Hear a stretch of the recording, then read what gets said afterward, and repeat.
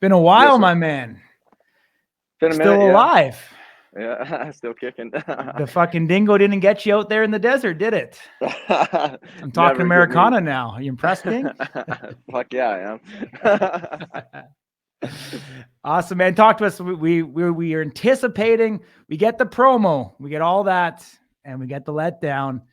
Not even like Waylon got sick. It's just like Waylon's just not here anymore. Like we just kind of went off into the abyss. You're still alive in the flesh. Talk to us, my man. What happened? So basically, yeah, James brought in a sickness into that house, and I mean, he couldn't get out of bed for a day or two, and I guess the the producers had told him that you're sick, but you don't look sick enough to go to a hotel with 22 of us living in there, but yeah, so I was sleeping in the same room as him, so basically, I mean, a few of us got sick. I know Darius got sent to a hotel too, and I can't remember who else, but yeah, Which James Stonier or James James Seekman. Seekman? I don't know if Okay. it's Seekman or Sykman, whatever the fuck. Yeah. Sorry. Yeah, so I got sick. I woke up one morning, I mean, just sick as fuck, and I couldn't stay hydrated was, the biggest thing. One day I drank like 10 of those, those Gator Lights, those new Gatorade drinks called Gator Lights. I probably had 10 of those one day and like 5 bottles of water. I pissed like one time. Just couldn't stay hydrated. So after I weighed in, I had to gain maybe 10 pounds or so to get up to weight after being sick for a couple of days. And I went to sleep that night at weigh-ins and I lost, 9 of it right back. So the doctor came and looked at me when we were pretty much going into the locker rooms. I kind of pulled out a line and he just pretty much said, we don't want to risk this. So, I mean, it was a bummer. Definitely wanted to compete. I love to compete. I felt like, yeah, it would have been a good match to come back after that DQ loss, So we'll see. Hopefully they can get me on Power Slap 10. I mean, I understand that Power Slap 9 is going to be for, most of the guys that competed on the show because it's the finale. So hopefully Power Slap 10, I can get another shot at redemption and go from there. Yeah, because I thought I seen you post something up on social. It might have been on Facebook. I thought you talked about December. Yeah, just planting the seeds. Gotcha. I'm just letting them know that I'm out here. I'm ready to go. So nothing concrete then. Nothing concrete at this point, no sir. Gotcha. Anybody you're eyeing? Could a KO Chris match interest you?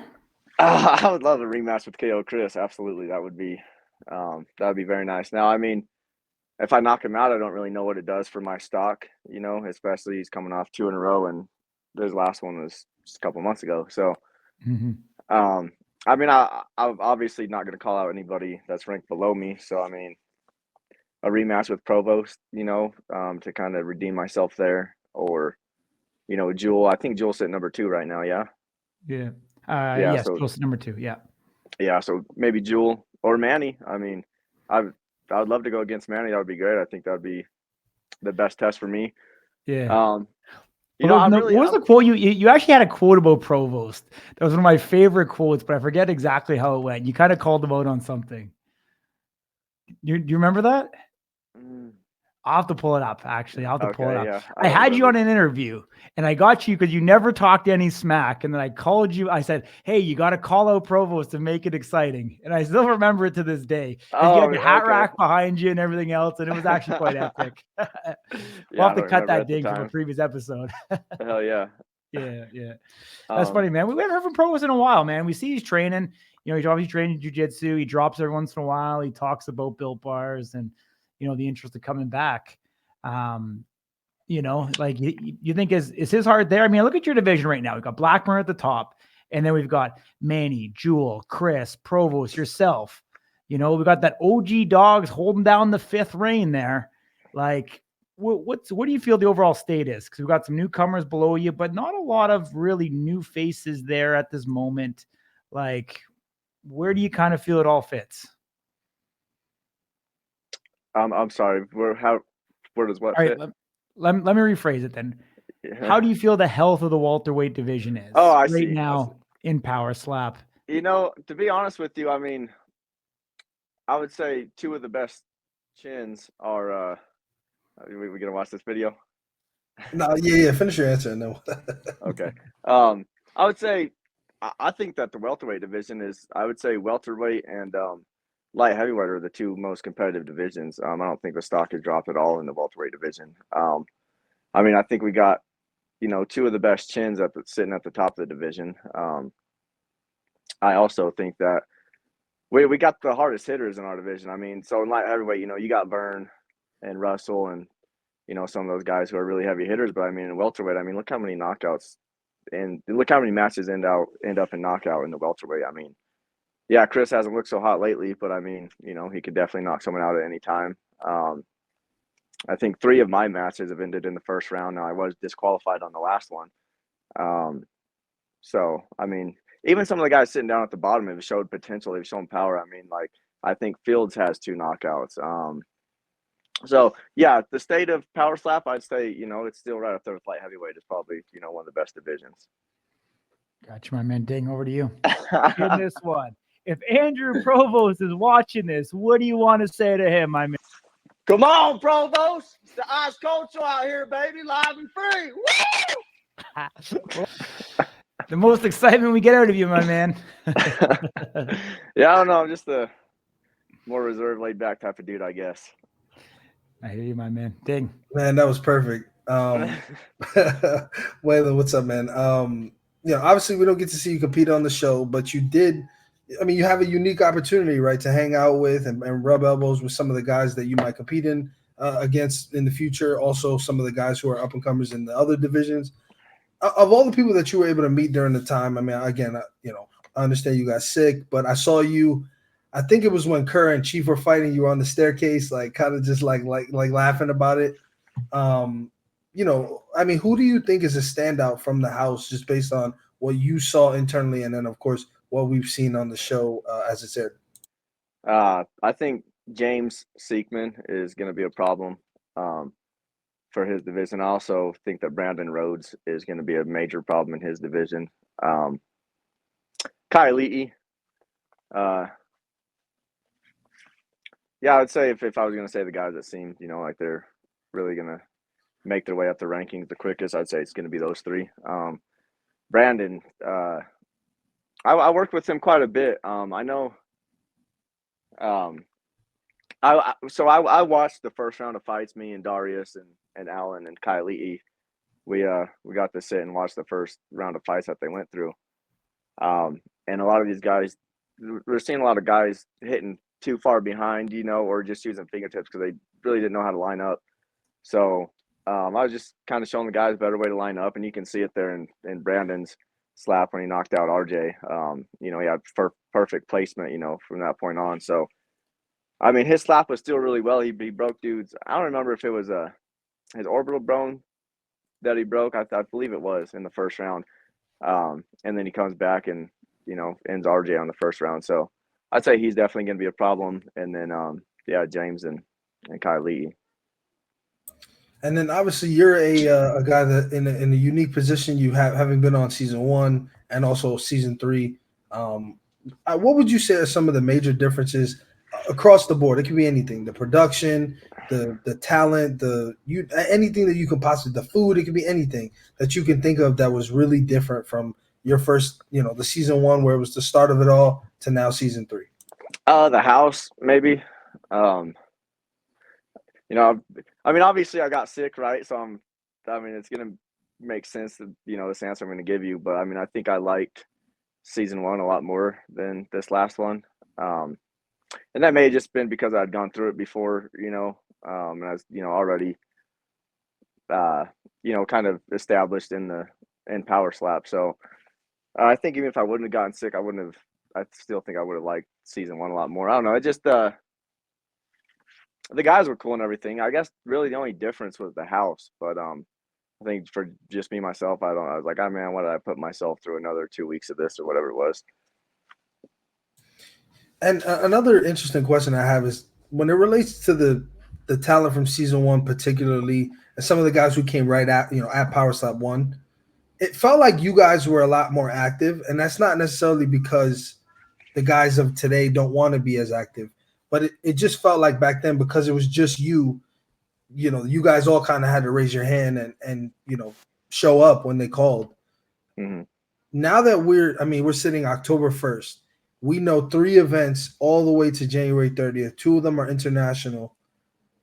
It looks like we're going to have more events next year, at least 6, just based on all the other knowledge that we have, the deal with Fontainebleau. I'm hoping so.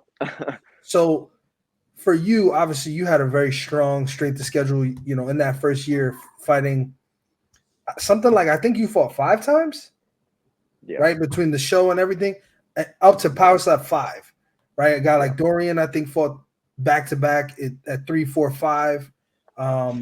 There's a lot of guys, or I'm sorry, 1, 2, 3, 4. It was Dorian. There's a lot of guys who did stuff like that back then that you don't really see now. Where I'm going with this is, as you look at the potential for more events, would you say that you would like to increase your strength of schedule, given that there's more events, and compete on every event, or would you prefer to compete multiple times a year, but not necessarily back to back? I think I would like more events.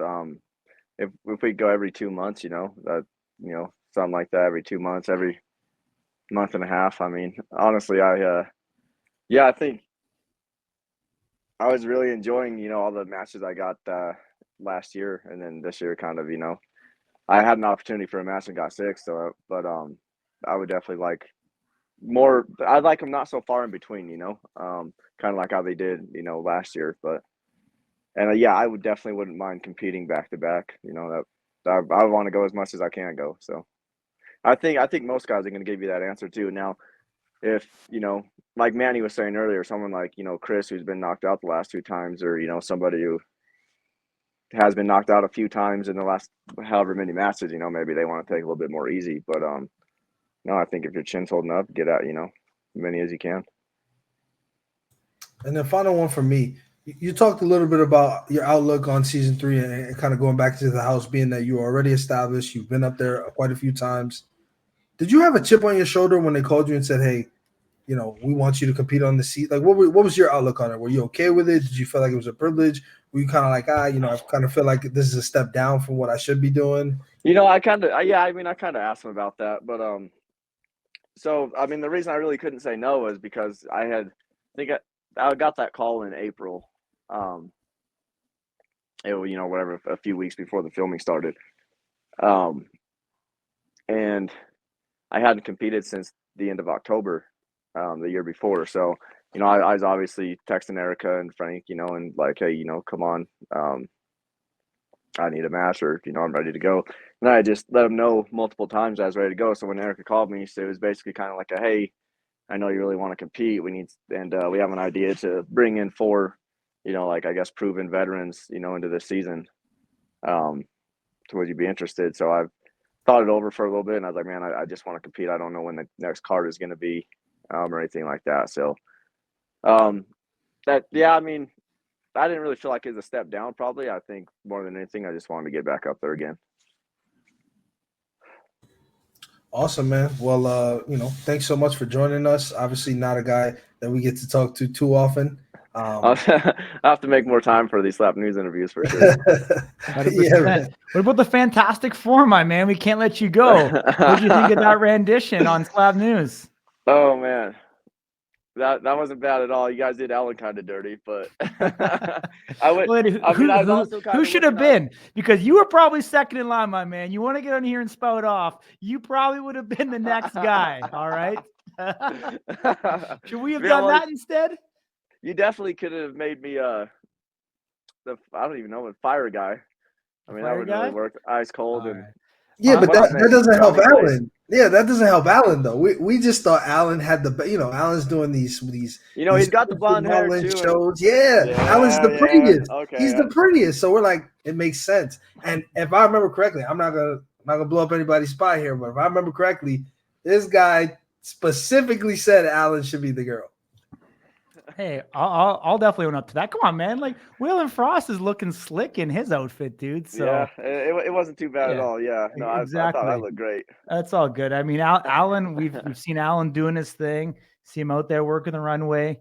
Told him he should have talked to me about some of his posing. He was a little bit off on some of his bodybuilding poses. So, get them working on things. And yeah, I mean, you know, bringing the OGs back, I think adds a really unique twist. I think it actually gives a level of where do they stand? Because we always ask, where does Jane Seekman stand in the heavyweight division right now? You know, where does a guy, you know, especially when we see guys get, you know, 2 great victories, you know, on the show, you know, where do they stand against the current ranks? You know, we're probably gonna get a ranking update as soon as, you know, after next week when the series is up.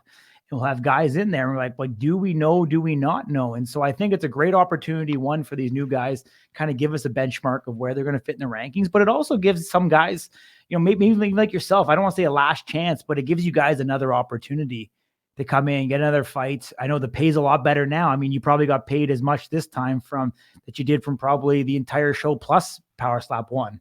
So, you know, some of the extra stuff there, and it kind of gives you guys another opportunity. A guy like Darius, I think probably much was a make or break. I mean, if Darius would have lost, I mean, I don't know how you really give him anything left in his career, but you know, he came back, he performed, and he gets another opportunity to continue on and fight another day. So I think it kind of works on both sides and really brings everything holistically. What do you think? Yeah, I mean, really, I mean, I think it can help kind of in the way that you're saying. I mean, but also, I mean, even if they just wanted to have all new guys, I think they just have to have more events, you know, so that more guys can get these opportunities. I mean, I've also seen like guys with not very many matches under their belt just kind of shoot up rankings, you know. Doesn't really make sense to me, but you know, we see these guys come in and have 2 matches, and you know, they're competing for the belt. So we've seen guys coming off losses competing for a belt. We've, you know, or draws competing for a belt. So I don't know. I don't know if it's really helping the veterans in any way other than giving them more matches. I guess I think we'd just really like to have more live events, or just more matches on these events. Now, I mean, I understand maybe, you know, with Rumble they only have a certain amount of time, you know, or whatever. So I could see that, but I mean, there's tape prelims. I think we could get in more matches on the tape prelim. We usually have about 4, right? I think we could have 8 on there. Yeah, we've previously talked about, you know, a Power Slap fight night. You know, maybe not a numbered event. Yeah. What did you think of that? I mean, if the money is the same, if the opportunities are the same, I mean, it is what it is. Now, if you were going to have a fight night, I mean, you would really have to be having them. I'm not sure how well it would work realistically. You'd have to have a lot of guys on the roster. You have to have a really big roster, because if you're doing a Power Slap fight night and you're doing it, you know, once a week or once every 2 weeks or something, like it's kind of in between the live events, you're gonna need a lot of guys. So maybe at one point, but right now I don't think it would happen. What do you think is a healthy number of matches for a striker to have on a yearly basis? Because I mean, we talk about guys want to make money, do this as a career, and don't have the opportunities. But then we have on the other side, like, how much should you actually competing? Is it 3? Is it 4? Is it 6? Like, what do you think? Are you saying by the year or over a career? Yeah, like 12 years, like 12 months, calendar year. Like what do you think is that perfect number? I mean, I would say 4 to 5 is probably going to be right. Now, that's also depending on that person. You know, I think, hell, Ron could probably go 12 times a year and not really feel affected. I think probably same for Darius. So it depends on you yourself, and then also who you're going against. I mean, you know, I would hate to be a guy that has to go up against me, you know, 6 times in 12 months, you know, like, so I think if you're going against guys who are, you know, putting a hurting on you, then yeah. Gotcha, my man. Play it by year, you know, I guess, you know, maybe if you have a year where you're just kind of running through the competition, you're not really getting a whole lot of damage taken, then keep going. Yeah. Have you bought anything cool with your Power Slap earnings? You buy a quad or a camper or anything? I bought a side-by-side. Oh, yeah. I remember that because I asked you what a side-by-side was because I didn't actually know. Did I send you a picture of it? Yeah, I think you did. Yeah. I think I sent you a picture of it, yeah. You did. So, I mean, that's probably the coolest thing. Yeah, that's probably the coolest thing for sure. Awesome, man. Awesome. Ding, do you even know what a side-by-side is? Bro, I'm American. Of course I fucking know what Let's go. Yeah, that was like the funniest thing too. When he's like, yeah, well, what do you mean? I was like, how do you not know what a side by side is? But Well, it's just think, it's how not a many side Canadian by thing, side? huh? How many side by sides roll down Bay Street in New York? No, that I mean it's Come on. obviously it's less common here, but I was in the military. I was stationed all across the eastern seaboard, so Yeah, of course they have it. I actually saw a dog one time in one of them, fucking with the shades on and everything. It's crazy. Oh, Nice. my dog hops in mine with me all the Yeah, time. that shit's crazy. You guys are bananas. That's some southern shit if I ever seen it. It's too much fun, man. Until you go out on one, don't knock it till you try it because they're a ton of fun.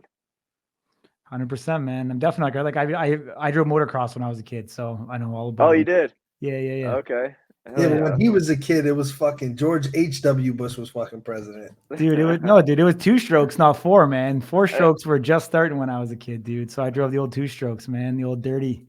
Hell yeah. You rode a Best things 250 ever, or man. what? Yeah, CR 250, man. Yeah, that's exactly what I rode, the old Honda. Hell yeah. That's yes. I got a CRF 250. Yeah. Okay. Hell yeah, man. I didn't know you rode dirt bikes. That's cool. Yeah, man. Loved it, dude. Trees didn't move, man. A lot more predictable than riding a bike on the Oh, road. yeah. Loved it outdoors, man. Trees didn't move. Hell yeah. Exactly. Huh. Yeah. That was crazy, man. Actually, well, I drove more snow machines. I mean, because we had a longer season for the winter up in Canada, but in the summer, I love taking out the dirt bike for sure. Yeah, I've never been on a snowmobile, but I've wanted to. I mean, yeah. Tell you, yeah, man, when you fall, it's a lot nicer, dude. It pads it. yeah, I bet. So, yeah. Hell yeah. All kinds of crazy stories, but that's for another podcast. We'll keep it online, obviously power slap related. Dang, anything else before we let the man go? Dude, do you not see what the chief wrote? Waylon, can you see what he wrote? Does it show you? No, I do, yeah. Oh man, I really wish we would have got to see that one, Nah, it was cool that Kiefer got an opportunity or whatever. I mean, didn't really I would have liked to see him get a shot to face Brandon, because I know if he really wanted to rip his head off, so it would have been nice to actually see that go down. But fortunately, Brandon just couldn't contain himself. Yeah, that was another thing I think with maybe why I didn't enjoy this house like as much as the old ones was I feel like in season 1 we probably had more guys that were kind of like holy shit, like I have a great opportunity here to really like lock in and make a name for myself. And Dana told us, if you take this shit serious, you behave yourself like around the production team and everything, if you act right, then you can really change your life. Now, the first 2 nights, I mean, the second we walked into the house this time, they were fucking going nuts, it's just, and then it's just all night bullshit for the first few nights. So I think I was just kind of getting fed up with that. Like, man, we had a lot more shitheads in season 3 than we did in season 1 for sure.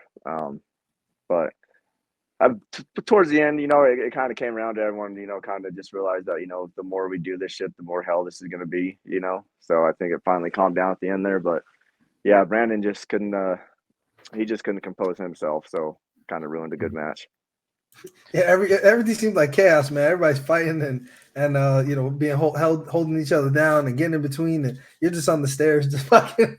Yeah, I mean I think that was like day number 3 of it, just just nonstop. So at that point, I mean, there's a few of us up there just like, man, this shit's just getting old. Like, it makes it hell for everybody when you're just constantly fucking dealing with that shit, Mm-hmm.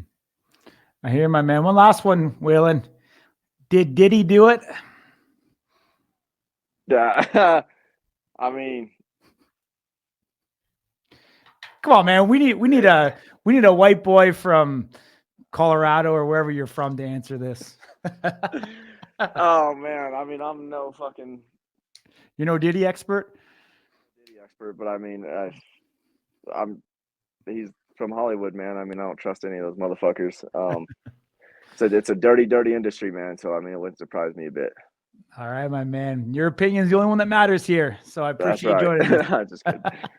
Right on, brother. Yeah, thanks for having me, guys. It was good, and I'll have to make more time to do some more of these with you. Sounds good, man. Take care. Hopefully we see you back up there in December. Yes, sir. Thank you. All right.